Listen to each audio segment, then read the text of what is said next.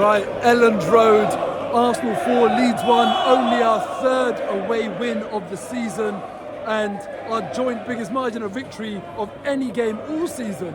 Today's a good day.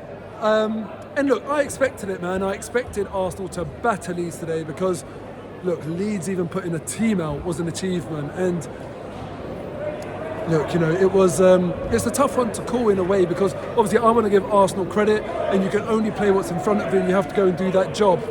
But this is not really a test. This was so easy. I think by far our easiest game of the season. And it's really hard to read too much into this game because it really was that easy. Leeds, you could just see some of the players they had on the pitch today, 20-year-olds. There was no in-game management from them, and I just I don't want to be negative. Obviously, we've just won 4-1, but I have to say I'm still frustrated with the second half performance from Arsenal. You know, second half we drew 1-1, and I was looking at this as an opportunity to go and batter Leeds and to get our goal difference looking respectable. We were only on, I think, +1 goal difference at this stage of the season, which is pretty mad, and we find ourselves in 4th place with that. And at 3-0 up at half time, I thought to myself, go and make it 5 or more. Obviously, we saw Man City batter them, and I wanted to see Arsenal go and add to those goals. But yeah, we just didn't get to see that. But ultimately, look, you know, I always felt like even if Leeds do get something, they started playing a bit of football, and even if they did get something, Arsenal had enough to stem that tide that Leeds were kind of getting a little bit, and we did that straight away. In fact, one of the players today that I didn't think played particularly well was Martin Odegaard, and his last kick of his game with that assist from Will Smith-Rowe was just absolutely perfect, absolutely beautiful assist, and Smith-Rowe just cannot stop scoring. Last game against West Ham, I spoke about how much I loved seeing our holy trinity, Saka, Smith-Rowe and Martinelli doing the business. You know, they're 3 players that, you know, you'll never meet an Arsenal fan that has got anything other than absolute love for them. Obviously, some Arsenal players might divide opinion. These 3 are universally loved. In fact, I don't even know why anyone from any other team would dislike them. They're just absolutely brilliant youngsters. And again, they have done the business. Martinelli with 2 goals. I thought he was going to be destined for a hat-trick given how early he scored the 2 goals. And then Saka, then Smith-Rowe. And I absolutely love seeing that. If we talk about the goals then, you know, what set it all off was Martinelli's first, and the defending from Leeds was awful, absolutely awful. They had chances where they had the ball under possession to deal with it, and I don't know who it was, I don't know which Leeds player it was, but trying to run out the box with the ball.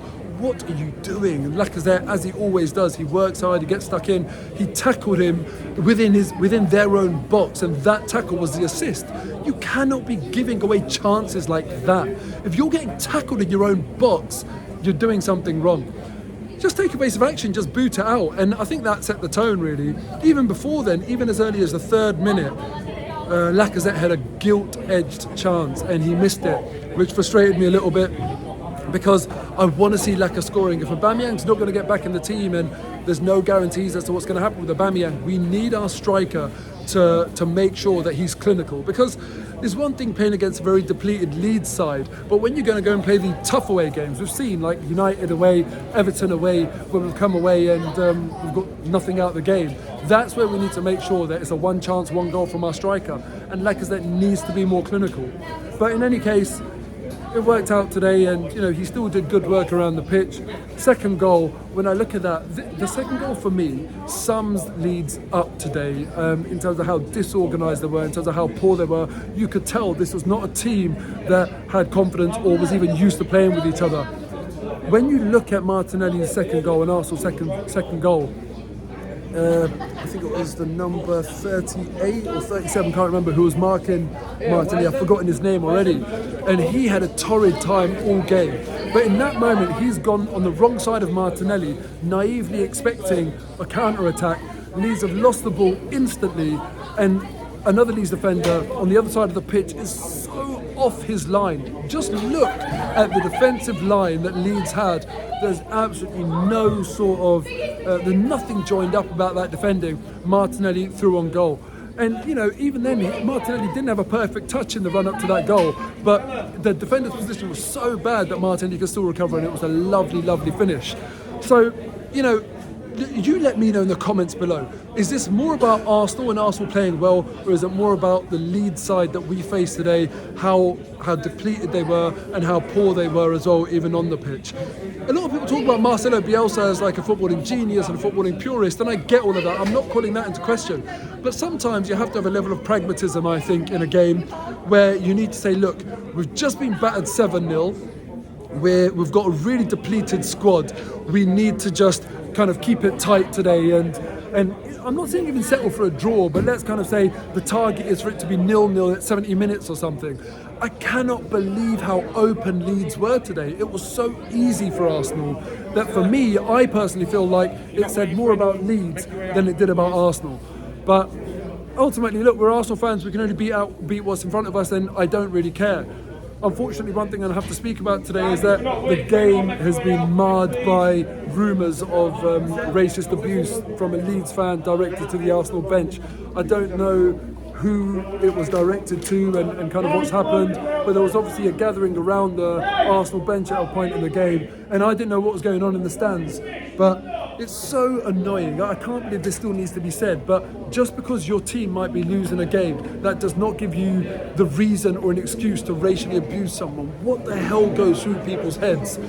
So, I mean, it's just unfortunate this is still happening after everything that happened in the Euros, and you know, obviously some fans did it. I really hope that maybe football fans would realise that, you know, you can't carry on doing this, but obviously not. We'll see what comes out, and obviously it will just have to be a massive lifetime ban, but just really disappointed that we're talking about that today. In any case, Arsenal now, we've got 2 more games left in December. I think it's Wolves and Norwich, and I said when I looked at the December fixtures, all of these games are winnable, and it was just the West Ham game that was our toughest game of that December spell. And as far as I'm concerned, we're doing brilliantly so far. Mikel Arteta's on for Manager of the Month. So I just need to see Arsenal go and beat Wolves and beat Norwich, and then it's a perfect December. And I think that's a good answer and a very good recovery to the 2 defeats that we had against Man United and Everton away. Now, obviously, we have to improve our away form. I don't think this game is reflective of Arsenal necessarily improving away form, because it was way too easy. And actually, what really annoyed me was the second half performance, as I was talking about earlier, because I think the reason for that is that it was so easy that any sort of urgency was lost. We just started to just be too relaxed, that I think the importance in every single action was lost because it was just that easy, and I was very disappointed to see that. But look, overall, really, really positive day, so I'm not going to put a downer on it. It's games like this where you kind of sacrifice your whole day and you're driving back home, but it was all worth it. A far, far cry from how I felt when I left Everton. And I have to admit, I was very nervous on the way up as well, because I was checking all the time to see whether the game was called off or not. Thankfully it wasn't. Thankfully we've won. And we're in a brilliant position, because I'd much rather have points in the bag than games in hand and points potentially to play for.